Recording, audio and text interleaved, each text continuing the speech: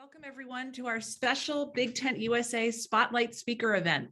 For those of you who are new to Big Tent USA, we are a national women-led pro-democracy organization promoting civic engagement through education and activism. Now I'd like to turn it over to my daughter, Amelia Thomas, who will introduce our speaker. Great, thank you, Mom. You may be wondering why I'm here introducing your next Spotlight speaker. I attend high school with Michael Lewis's son, who I might add in the clearest of basketball terms is a sharp shooter. We had 2 classes together last year, and it's been great getting to know him. Back in April, after learning that Mr. Lewis was a headline speaker at our school's day-long conference on democracy, I knew I had to reach out and ask him to speak to Big Tent, a special group working hard to save democracy, one Zoom at a time. Mr. Lewis, thank you for saying yes. Thanks for asking. I am honored to welcome best-selling author Michael Lewis, whose books have taught us about sports, finance, government, and tech, but most of all about the human element involved in all those pursuits. While he doesn't claim to be an expert, he masterfully gives voice to his incredible characters so that we can all learn from them. We look forward to hearing his unique take on where we are right now and how storytelling might help us move forward as a country. Thank you, Amelia. Now, our moderator tonight will be our Big Tent friend, Dominique Browning. Dominique is an author, editor, director, and co-founder of Mom's Clean Air Force and vice president of the Environmental Defense Fund, who also knows a thing or two about storytelling. We are fortunate to have her back with us to talk with Michael about good and important stories, democracy, writing, and whatever questions everyone has for them.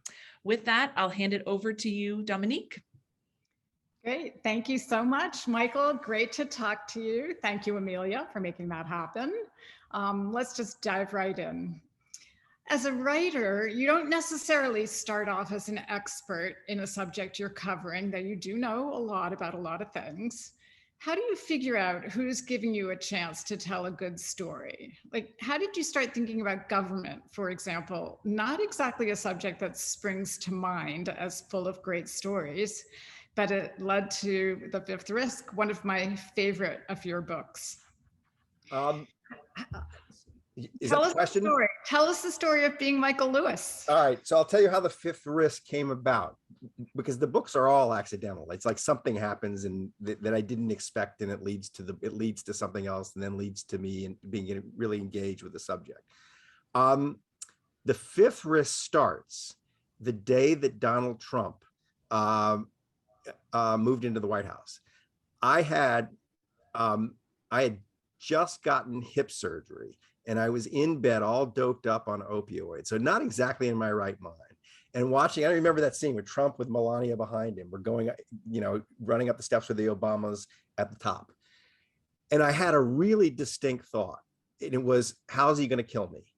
And I thought, why am I thinking this all of a sudden? And I started thinking about why I was having that thought.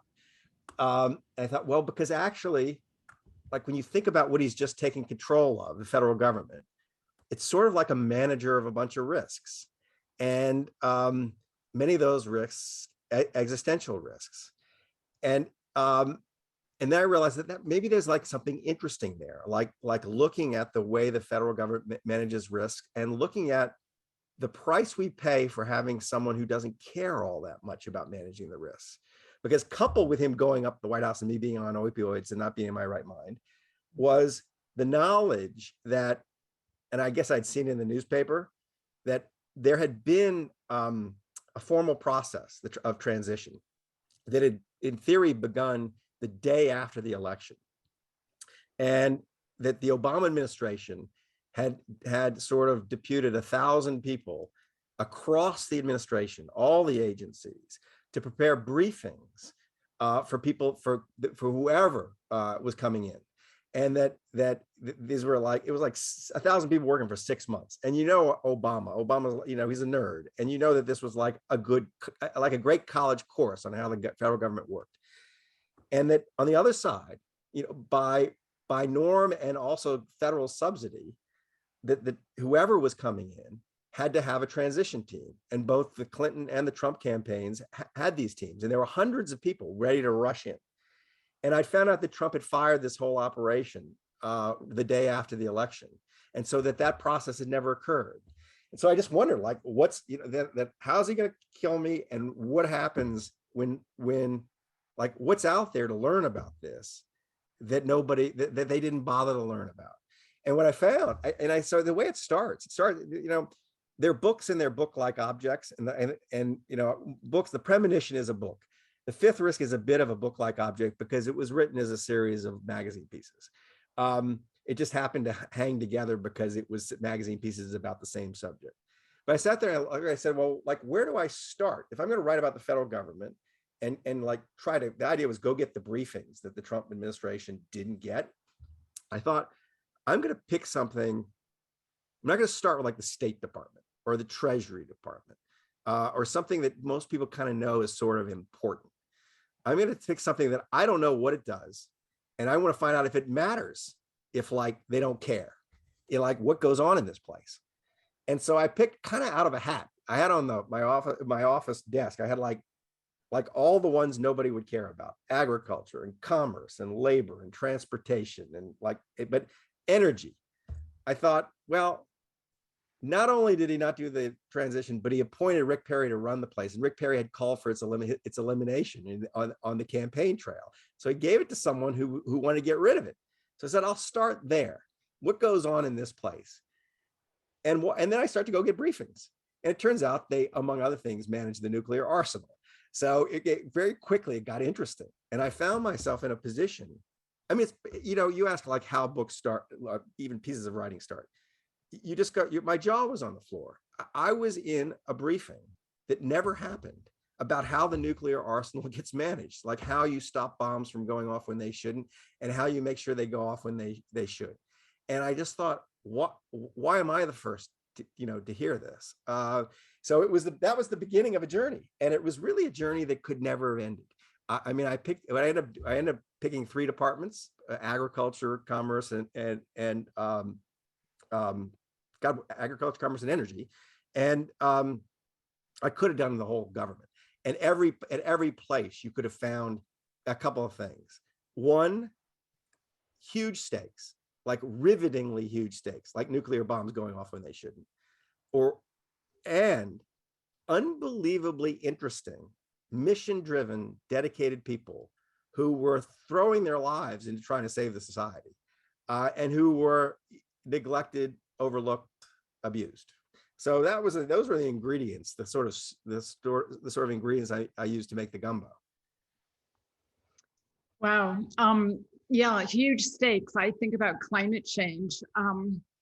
You are thinking and talking a lot about experts, on your podcast, talking a lot about our widespread mistrust and distrust of experts these days, the very experts you were covering in that book, for example. And when I think about starting Mom's Clean Air Force, I remember being stunned by the closed circles of climate experts and policy wonks who spoke in incomprehensible jargon to each other. So how do experts themselves take some responsibility for the alienation we're feeling towards expertise? And what are some of the things you're hearing about that cover the breakdown in respect and actually an active dislike for expertise these days? That's a big question. So it is a conundrum the conundrum was the basis of the last season of Against the Rules, the podcast that I do. That no society in the history of the earth has been as generative of experts and expertise as ours. I mean, we are a knowledge creation machine, the United States. Our universities are the greatest in the world. The federal government, what goes on inside of the federal government, is miraculous in some places. And yet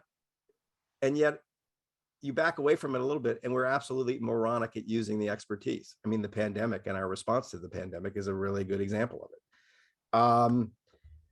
And it's sort of like, why? And so your instinct is to blame the experts. maybe in the climate in climate change, that issue, maybe that's a reasonable thing to do. Part of it. But I think the problems have more to do with other things. So, I mean, I tried to untangle this a bit in the podcast, but I'll give you an example of what I mean. I think like the nature of a lot of expertise, a lot of new expertise, is people have a hard time understanding it, as well as it might be explained. So a lot of expertise is essentially probabilistic. It's not something for sure. It's just your election forecasting has gotten much better than it used to be. A lot better than it used to be. Nate Silver is a huge improvement on like 4 white guys sitting around a table saying what they heard in a diner in Pennsylvania. And the predictions are better, but they're not definitive. It's like they're going to be wrong sometimes. Even medical expertise is that way, right? That got much better. You'd much rather visit a doctor now than you would 50 years ago or 100 years ago or even 20 years ago. Much more likely to do something good for you, but they're going to be wrong sometimes. And it makes that's an environment. It's a tricky environment for communicating the value of the expert and it's an easy environment in which to undermine the credibility of an expert, because you can say, look, Nate Silver said there was a 78% chance that Hillary Clinton was going to beat Donald Trump. And she lost. So he doesn't know what he's talking about. And people don't kind of get their minds around the idea that, well, what he really said was that like 22 out of 100 elections, if you ran it 100 times, Trump would win. He wasn't saying it wasn't going to happen. That one example of how, like, I think it's just like the world is more complex, and the human mind just generally is not well suited to dealing with the kind of complexity you have to deal with to parse the expertise. There's another thing, and I don't want to just drone on. You just wave your hand if you want me to shut up. Like when I start saying, when I go on too long. But let's just take this giant, massive pool of experts that are federal employees. Let's take one example. And this example I did a podcast about. This example I also went back to write an afterword for the fifth risk about. The story goes as follows. The government shutdown of whatever it was, 2018. I was in, and when all these experts got laid off. Like half the federal workforce was sent home and told they were inessential workers and they didn't get paid. And I was just curious, like, what was in that pool? And I got an alphabetized list of people who had been sent home. It was a subset, but nevertheless, it was like alphabetized. And I picked the guy on the top. It happened to be a guy. Could have been a woman. His name was Arthur A. Allen. Been in the front of every class his whole school life, I'm sure. So Arthur A. Allen, he's a really good example of the problem of many of our problems with experts. Arthur A. Allen, I called him up and I said, I saw you like furloughed. I want to come. I think I said I want to come write about you. I must have, but whatever he heard. There's a punchline to this. So he lives in the middle of nowhere in Connecticut, and I flew out to visit him. And it turned out, and I said, I just wanted to explain what you've done, so we can understand what we just sent home as inessential that we don't appreciate, because we don't appreciate experts. He said, well, what I've done is this. He said, I'm the lone oceanographer in the Coast Guard Search and Rescue Division. And when I came in, there were lots of people not being found who were lost at sea, because we couldn't figure out, we knew where they got lost, and we knew like what they were on, life jacket, a raft, overturned sailboat, but we couldn't figure out how the objects drifted, because they drifted differently. No one had made a study of that. There was a backstory to why he got interested in it, but he had on his own, without prompting from his superiors, often in his spare time, had made himself the world's expert in how all kinds of different objects drift, from naked man in the water to like overturned sailboat to someone with a life vest, whatever. They, depending on winds and currents, they move different directions and different speeds. So this is a non-trivial subject. Americans have an unbelievable ability to get lost at sea. Like the Coast Guard on average rescues 10 people a day, and we lose 3 people a day. Those numbers used to be much worse because of this guy, and they've gotten better because of this guy. It took him like 15 years of working on this to classify, I don't know, 100 and something objects. He writes mathematical equations for how these objects drift. He hands out the software to the Coast Guard search and rescue units around the country to use. The week after he deploys this, back in 2007, a 300-pound man ran off a cruise ship 75 miles east of Fort Lauderdale in the middle of the night. They only found out later he was overboard, like a couple hours later, but they had cameras on the cruise ship so they could go back and see where he'd gone overboard. So the Coast Guard had a starting point and how long it had been. And they had now, thanks to Arthur A. Allen, how a big fat man drifted in the ocean. Any other time in human history, that guy's just dead. They almost don't even bother to look for him. They pulled him out of the water alive, like 7 or 8 hours later, because they were precisely able to identify his location. So weird expertise saves all kinds of lives, probably thousands of lives around the world, because he shares his expertise with other navies and coast guards. Furloughed, sent home, unappreciated. Nobody even knows he exists. I spent 3 days with him, and I interview his family. I have dinner with his family. I have this very emotional encounter with him where he starts to cry because he remembers watching a woman and her child die because they couldn't find the sailboat they were lost on, et cetera, et cetera. I'm going back to the airport after doing this, and he calls me on his phone, and he says, "Hey, you're a writer." And I said, yeah, I'm a writer. He says, like, I see you my son said you've published books. And I said, yeah. He says, well, you're going to write about this? And I said, you're going to write about me? And I said, yeah. I said, Art, why did you think I flew across country to spend 3 days asking you questions about all this? He said, I just thought you were really interested in how objects drifted. And I thought, in that moment, this is the mind of the expert. It's not their fault. They're like tunnel visioned on what they do. Especially the federal employees are basically forbidden from marketing themselves. They're not allowed to go out and explain themselves and tell you how they save thousands of lives. They're just doing what they do. It's our problem that we don't appreciate them. It's our fault. It's not his fault. It's not his fault that no one knew that you shouldn't send him home because he's the only guy in the country who knows how objects drift. So that's my view of it. My view of it is that this is a cultural problem rooted in lack of civics education, lack of education, and storytelling lapse. There should be more stories about guys like this. So when people are able to imagine the value of other people.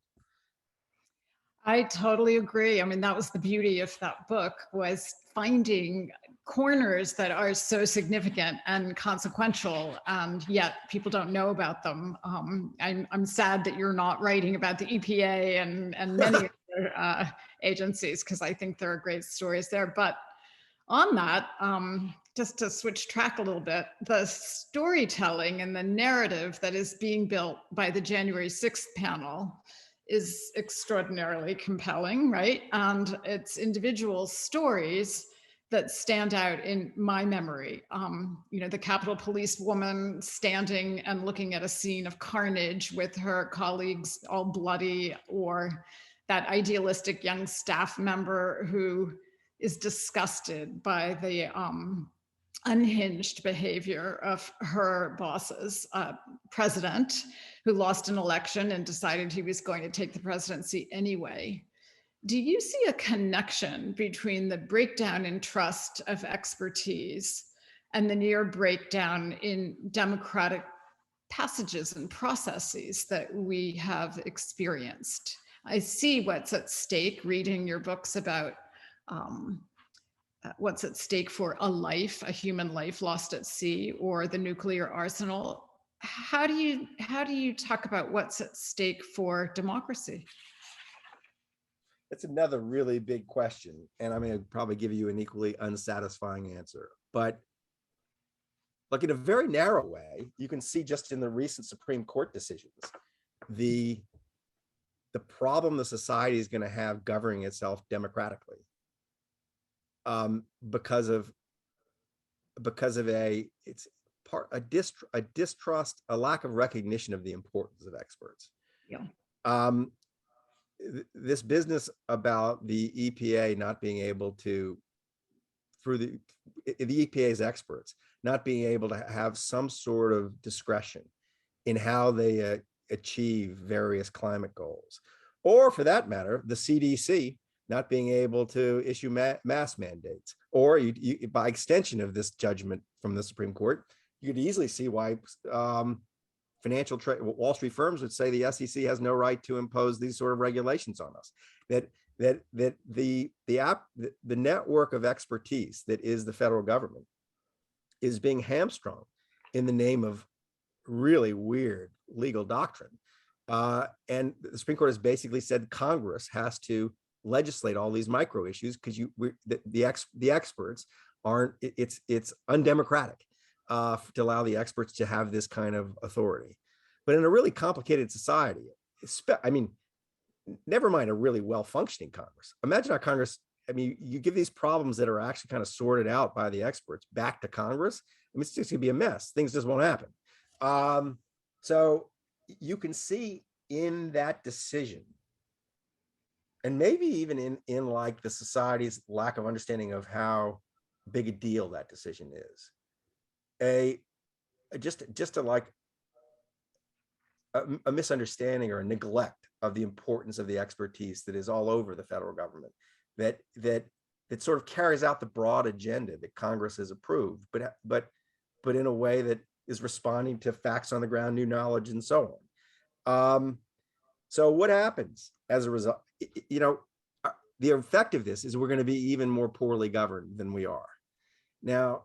This leads to breakdown in democracy. The democracy, it looks like it doesn't work, right? So there's one connection there. That and if you back away even further, I mean, I'm kind of rambling here, but back away even further, and you look at the institutions in the society that have functioned kind of more or less better than other institutions. And I think it's kind of generally true. It's institutions that are on, I mean, I'm talking about political institutions that are on longer leashes, that aren't, where they aren't kind of being run by plebiscite. Federal Reserve, for example, where you actually are just saying, you're saying we the people are not qualified, you know, to micromanage this problem. We're going to delegate this problem to people who know something about the subject and just trust their judgment. We've lived through a president who was a trust destroying machine. I mean, in fact, it's sort of like his MO is like, it's a strategy, right? If you yourself are extremely untrustworthy, like if you can't win a trust game, because no one in his right mind would trust you, the only way you win is you create an environment where there's no trust. Then you level the playing field, and that's the strategy. So you set about undermining the trust in institutions and experts and all the rest, but you can't really, the society like this, no society can function without some trust in experts. So I do think it is a big problem. It is part of the seeming unraveling of our democracy, but it's not the only part. It's part of it. It's part of the story. Yeah, experts become the enemy, and people are taught not to trust the experts, and therefore everything kind of gets boiled down to an opinion. And my opinion is as good as your opinion, whether it's an opinion about climate change or cancer or anything. Right. And people, you know, well, so I mean, back to this idea that I mentioned in the beginning, that the nature of expertise has changed in so many spheres in ways that make it harder for people to comprehend the expertise. So I wrote a book called Moneyball, and it was essentially about in sports, in baseball, something it's now swept through sports, but a change of who the expert was in sports. It went from being someone you could obviously say, oh, that's an expert, because they had played baseball, they were, lived in baseball forever. You recognize them as a baseball person, so on and so forth. Two, some geek with a computer who knew more, actually did know more about what should be being done on a baseball field than the person who had actually played the game. It was very hard. It's now happened, but it's very hard for the fan base, for the management, for the owners to get their mind around the idea that this other person is the expert. And it's complicated in a way, and you're not going to completely understand what they're saying. And that's happened in a lot of areas. And so I think that we're dealing with like multiple things going on at once, and complexity is part of it. You're kind of, I think about storytelling, and I think about how we love stories because they're entertaining. But I think we also are kind of hardwired for that ancient instinct about, like, so the moral of the story is da da da da da. How much do you think about that when you're thinking about stories to tell? And what kind of stories do you hear back about the impact, for example, of your book, The Fifth Risk, on people thinking about government? I've had lots of kind of thank you notes, one way or another, from people in government, because it seems like such a basic point. Like, all you got to do is spend some time, rattling around one of these agencies to realize that, like, they're not all like perfect, but there are an awful lot of people who could make a lot more money outside in the private sector, who have made a conscious decision, a choice to serve their country. And it isn't just the army that are patriots. All these people are patriots. They love the country. And just simply between the lines pointing that out, I got a lot of gratitude from people who were in these jobs. Also got I got a lot of response from people. This in my view, this is a book that should not have ever done well or been written, and that everybody should know all this stuff. Like, we should have a basic civics education. It was amazing how many, like, I'm in Berkeley, California. Everybody talks about politics all the time. They don't talk about government. They don't know what's inside the Department of Energy or the Department of Agriculture or the Department of Commerce. And so I had people who had opinions about everything political, who were kind of like, wow, that's really cool. I didn't know that. I didn't know the Department of Agriculture did all that. So there was that kind of response. More broadly, the question of, like, how stories change the world, I think, is a very complicated subject, because I found over and over again that I would kind of faintly would expect a reader to respond one way to what I've written, and then I'm shocked to find that they've responded sometimes in an entirely different way. First book I wrote was Liar's Poker. It was about Wall Street. I thought the only agenda I had, to the extent I had an agenda, was if some bright young person, college person, student, pick this book up, they would have Wall Street demystified for them, and they wouldn't just kind of like chase the money because this seems to be an important thing. They'd see how in some ways trivial the work was, how unimportant it was, and funny, enriching, but they wouldn't. And I had by far the biggest response to the book was letter from a young man at Ohio State University saying, "Dear Mr. Lewis, I've read your book about how to get ahead on Wall Street. I think I think that I've taken in all the lessons, but I'm wondering if you have even more that you left out of the book, because I'm even more excited. I'm really excited to go to Wall Street now." And that happens over and over and over, where people say, I've had people tell me, I read The Fifth Risk and now I see why the government doesn't work. So no. That's not what you saw. Whatever you saw, that's not what you saw, but they saw that. And so stories, you're taking your hand off the rudder a little bit when you tell a story, as opposed to write an essay or write an opinion piece, that you're saying, you're letting your object drift. And Art Allen might tell you how stories drift at sea, but I still haven't figured it out. They drift at sea in really funny ways. And you got if you're in my line of work, you just have to accept that. I mean, otherwise you write bad stories. Otherwise you write stories where you're trying to kind of muscle the reader around, and the reader's doesn't participate then. They feel your heavy hand on their shoulder. Right.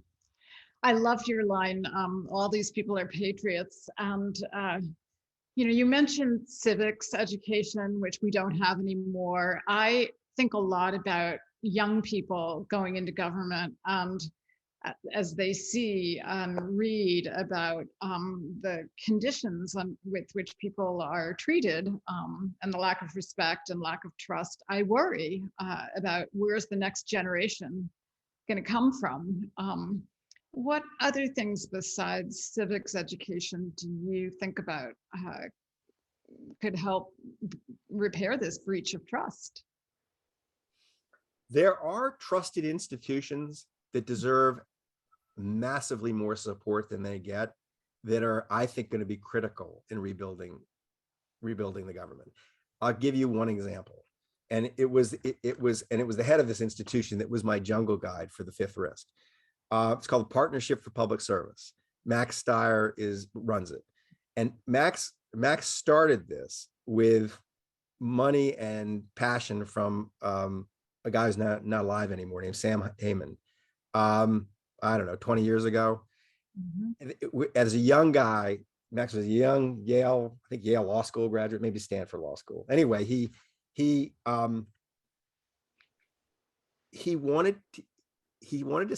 started out with the ambition to create an institution that would encourage young people to go work in the federal government, bright young people, attract new talent to the government, because he thought the government was that important.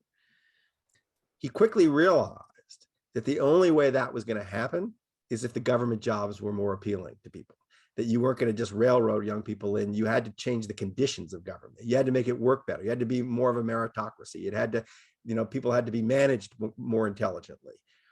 So the partnership has become this enterprise that trains government managers, that educates, helps manage the transition between administrations, that educates people who are moving jobs within agencies, that is a reservoir of knowledge about what's going on in every agency of government. And Max has to run around hat in hand, trying to raise the money to keep this enterprise going. And I look at it and I think, like, he should have $1 billion. That he has the trust of both parties. Republicans and Democrats use him. Senators routinely come to him to ask him questions about how valuable is this? What's important? How important is this? Explain to me the Department of Labor, that kind of stuff. I mean, so it's an example of like a point of light. It's doing unbelievably important work. And it is the reason I wrote my book. I mean, I wouldn't have been able to, he got me into the places I needed to get to write the book. And yet he's like starved of funds. And Max would tell you that, so back to his original problem and the question you raised, like how you get young people into government. There's one statistic that is so revealing that Max keeps. In information technology in the federal government, people who make the computers run, like naturally young person's job across the government, there are now 6 times more people over the age of 60 than under the age of 30. Think about that. Like, how many people over the age of 60 know how to use their phone? It's just like, this is insane.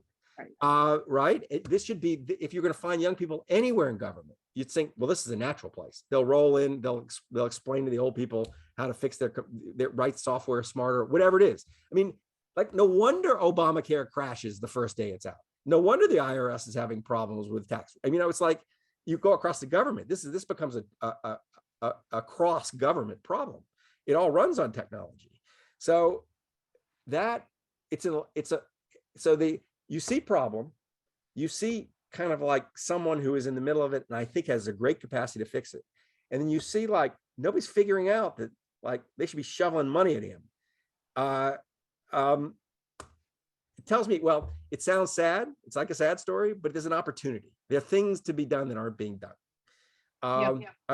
And Max he's the one example. There are Well, people who want to fix it. he sounds like he should be a big tent speaker. Oh, he'd be perfect. Yeah. Except he would bore you to tears about some minutia. You know, I come in and I like pick the low-hanging fruit that's entertaining. I grab Art Allen and I spin a tale about Art Allen. Max will actually give you data. And the truth is you'd rather have a story than data. You know, it's just people just generally. But Max actually knows stuff. Yeah. What's the most challenging book you've ever worked on? So I'll say about The Fifth Risk. It wasn't the most challenging because it was like Trump just electrified the material. Like once you really neglect the federal government as president, it's an invitation to turn this stuff to colorize the whole thing for someone like me. It was the biggest surprise in how well it did. The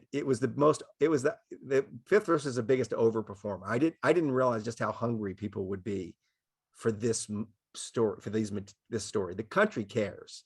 It's like it's not getting across, but the country cares about this subject. Mm-hmm. The hardest story was The Undoing Project, most challenging material, which it's related to what we're talking about.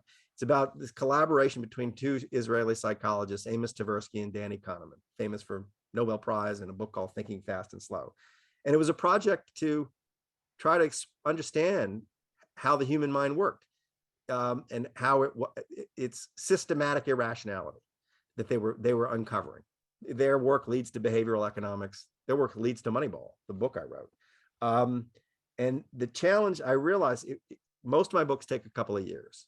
You know, when they're really fast, it's a year. It's 6 months of grabbing material and 6 months of writing. That book took 8 years, and I put it down. It's the only book I've ever put down, pick back up, put down, pick back up. And it took me a while to figure out why this was. And then I figured it out. It was the first time I had subjects whose minds were so much greater than mine that I knew I wasn't going to be able to get my mind fully around theirs. It was that up till then in my career and after in my career, I've been mostly the B student writing about C students. I'm writing about jocks. I'm writing about traders on Wall Street. It's like I can understand what they do. I can in this case, I was the B student writing about A students. And I had these misgivings, like, should I be the one to do this? I just don't have the wattage that they have. And finally, I've picked it up and finally wrote it in the end, is I put so much work into it. I've taken 5 trips to Israel each a week. I mean, think of that. I made 5 trips to Israel each a week and still not sure I could write the book, gathering all this string. And I realized Danny's not going to be here forever. Amos is already dead. No one else is going to have the privileged access I have. I mean, I might as well write it because no one else is going to write it. But I did it with like this little voice in my head telling me you're too stupid to write this. So that was the difficult one. Wow. Michael, talk a little bit about how you see the media as part of the problem in breakdown in trust or not. Where does the media, big media, social media, mainstream media, what's the role of media in all of this? Well, I'm not, when I think, I've always been, I had this little hesitation when people start talking about the media, because the media is just a whole bunch of people. I mean, I guess I'm media, right? I'm part of it in some way. Mm-hmm. And I'm just off on my own figuring things out, right? Nobody's like telling me what to do. I'm not some part of some institution that's guiding me to mislead people in some particular way. Or, I mean, I'm pretty free to kind of say whatever I want to say. And I don't feel any pressures to say anything or not say anything. And I think a lot of people in the media are like me.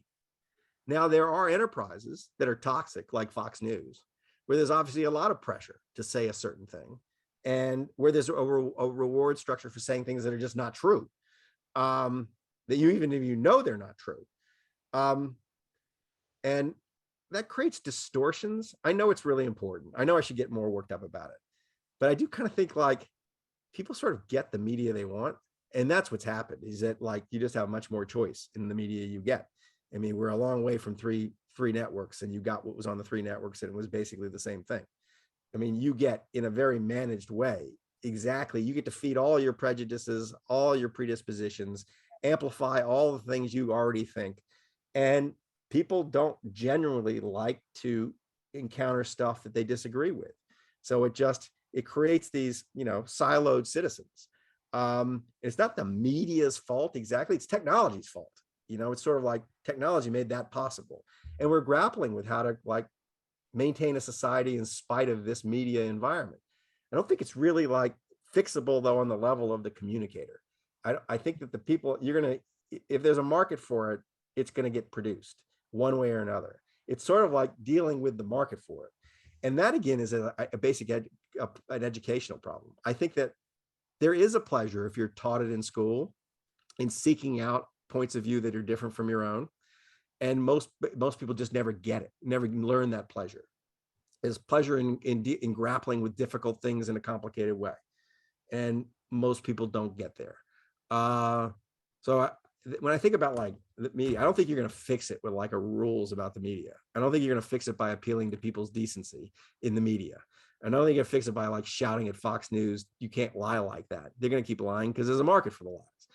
The only way to fix it is like, sort of like teach. I mean, it's how we educate people, like teach people how to consume it. It should be a basic, part of public education should be how you consume this hairball that's coming at you. It's just like part of public education should be how you deal with, financial advice and money problems. I mean, they're like basic how to be a citizen stuff that isn't really being taught. Certainly isn't thought as a subject, but kind of should be a subject. Yeah, that's the next great project, the civics course that everyone should take. But since we're talking about school, let's go in a little bit more of a writerly direction. Talk about some of the writers who have influenced you, books you've read, even going back to childhood. Who are some of the people who have resonated with you over the years? Or have you picked up a book that you adored in college and then thought, what was I thinking? So that's funny. I was a wild child. I was not a bookish. I read a lot, but I would have fooled you. You would never have guessed I was someone who stayed up late reading at night. And I read just what I wanted and not what was assigned. So I did not have high literary taste when I was a little kid. It was like Hardy Boys, sports stories. If I could find stuff with dirty words on it in my parents' bookshelf, I grabbed that. It was, and when stuff was foisted upon me, I wouldn't read it. So I was a very indifferent student for a long time. And then something happened when I was about 16, picked up Steinbeck, and I just mowed through all of it, except for Grapes of Wrath, because it had been assigned.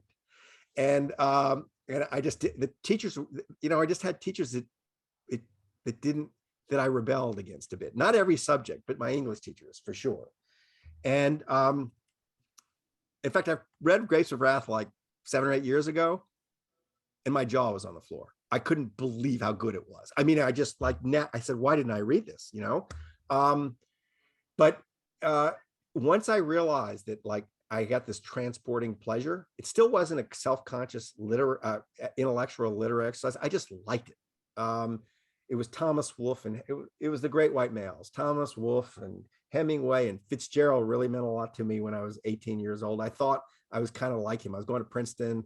I wore a sweater around my neck. I just thought, I could kind of relate. Never thought, ever in a million years, thought I'm going to be a writer. I mean, that was like the furthest. I just like to read. And I can remember the pinnacle of pleasure was freshman year in college. I was assigned. Then I started reading the assigned stuff. Huckleberry Finn. I never read Huckleberry Finn. And I can remember having tears pouring down my face. I was laughing so hard, and I was thinking, and that feeling was that was such an important feeling, seared in my brain, because when I came around to the idea, I was like, maybe I want to try to write something when I got out of college. I remember thinking, what I want to do is make tears come down people's faces because they like it. They're having so much fun. So I always associated it with fun. It was just fun. And it was never work. And so when I really oddly set out to like, oh, I'm going to write stuff, it was just fun. It was supposed to be fun. So that was my experience. And then later, I broadened my palette and I now write all kinds of stuff, but it was all, it was, the last addition to the canon was Tom Wolfe. When I was a kid, it was like, I picked him up and I thought, man, this is just fun. So it wasn't respectable. And I have huge gaps in my reading. I mean, there isn't, if we played the game of let's see who can name the great book they haven't read, and the person who can name the most outrageous omission wins, I would just run circles around you. You'd run out of books before I ran out of books. But think of all the pleasure you have. That's right. That's right. Right. Absolutely. That's great. Yeah, no, I can see this. Can see how The Great Gatsby can make you laugh, and the end of it, tears run down my face every time. In the case of that book, it's like a gem. It's so exquisitely written. It's like you almost can't believe it's like written by an angel. You can't believe a human being wrote like this. Yeah. Anyway. Tell us a little bit about your next project, or what I guess you're not going to write a book about the EPA. Well, I do have, it's delicate because to move this story forward, the government story forward, there's no point in me writing The Fifth Risk all over again, right? I've done that. There is some point in me or someone like me going in to each of the agencies and documenting exactly what's there, what's going on in the form of a story, in case someone comes in next and tries to dismantle it. So people know they know, they'll ask, all right, you're going to take apart the Coast Guard or whatever. Where's Art Allen? Like, what did you do with him? So you can establish, it's like taking an inventory before you give the house over to someone for an Airbnb. Like, you want to know, how much silverware there is, how many forks you have in the drawer. That's something I would really like to do, and make it entertaining enough that, like, it's not going to be obviously comprehensive. It's like picking a couple of things so that people have markers. Okay, you're going to go into the department, you're going to cut half the Department of Transportation, or you're going to put some idiot in charge of it. All right, we want to know what happened to that thing. So I haven't lost interest in it. But I think it would take a team of writers, it's a big project, and there are lots of agencies. At this very moment on Friday, I handed in a 17-page outline to Apple Plus for a TV show, a drama that I sold them. And probably the very next thing I do is going to be to write the pilot for that TV show over the next 6 weeks. And then the question is, do they make it? And if they make it, then it's a whole other thing. But I've been fooling around I've gotten very interested in the financial world again. It's specific characters in the financial world. And it's sort of fair chance I'm going to write a book that looks like maybe a crypto book, but it isn't. It's a book about how to fix the world. And through the eyes of someone who's trying to do it with a crypto fortune.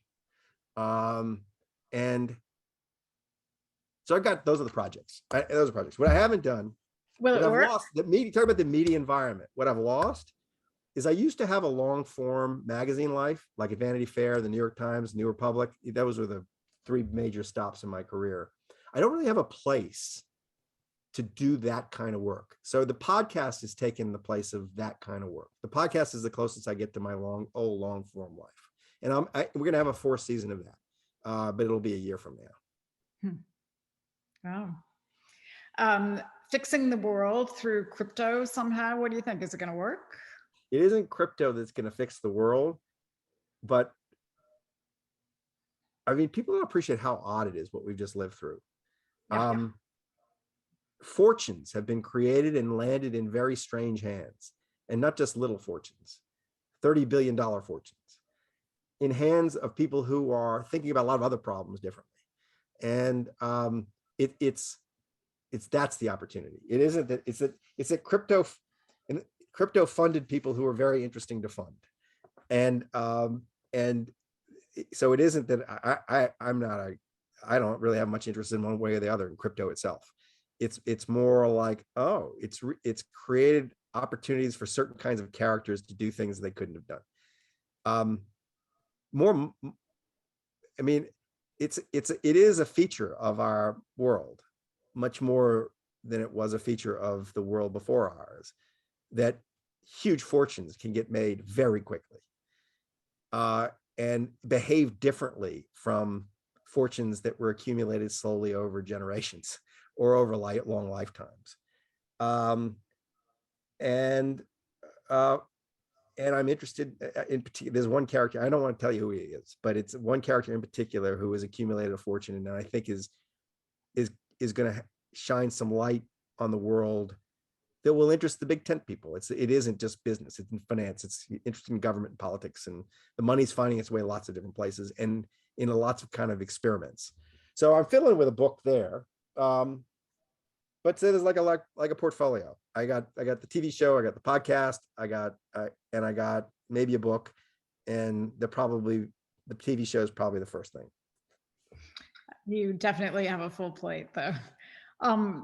Back to those January 6th panels. I don't know if you were traveling or whether you caught up with them, but as a storyteller, watching this story narrative being woven, and listening to the characters, how do you evaluate that process? How's it going? So I made a point to watch Cassidy Hutchinson, and right, I got the name right, and I watched a snippet of the guy yesterday who stormed the Capitol. Yeah. But then I've watched bits and pieces online. I've been awed by how masterful a job they've done. It's really hard to do what they've done. And this is much harder than me writing a book. I mean, there are a lot of it's wrangling this material, the way they've done it, and letting Liz Cheney and Republicans kind of take the lead. Mm-hmm. It's breathtakingly. We live in a society that neither side wants to be persuaded of anything the other side thinks. And it is so hard to bust into the 350 million silos that we have. This clearly has busted into some people's silos, and it's unbelievably compelling. When it's over, I'm sure I'll go back and look at all of it, and I might even go back and look at all of it as just like an exercise in storytelling, like what they did. I'm sure this is going to be done by other people before I get to it. If it hasn't been done already, the New York Times will do a big feature on how this was all put together, and how this television guy orchestrated the whole thing. But I've been like really impressed by how it's been pulled off. You can imagine a dozen other ways it might have been done, all of them worse. It's hard to imagine a better way to have done it. Yeah, it has been incredibly impressive. One of the things we used to talk about when I worked at Esquire magazine was what it was like to publish a story in a monthly that happened 6 months ago. And now more than ever, we want to tell everything immediately. And I think there might be some real virtue in waiting 6 months and letting this commission finish and letting things settle, and then going and not doing a fast review or dive or story about it. But it is an extraordinary event, I think. Yeah, that's a good point. Yeah. Thank you so much, Mike. I know we're out of time, and sadly, but love talking to you, and thanks for making the time and making it easy for me. Vanessa. Yes. Thank you so much. Thank you, Michael and Dominique, for coming to Big Tent. There's consensus in the chat that we could listen to you until midnight or even further. And thank you, Amelia, for making this happen. Thank you all for watching. Please keep an eye out for our email with the recap and the recording. We do have 2 events coming up. On Tuesday, July 26th at 9:30 a.m., we're going to be writing letters to Wisconsin voters providing voter ID information, ensuring their votes count in the upcoming state and general elections. On Wednesday, August 3rd, we're thrilled to welcome Dan Pfeiffer, co-host of Pod Save America, former Obama communications director, and most recently the author of his new book, The Big Lie, How Fox, Facebook, and the MAGA Media Are Destroying America. Please sign up for both events using the links in the chat. Please check our website and our bi-monthly newsletter for updates and activism. Thank you so much, and good night to everybody. Thank you.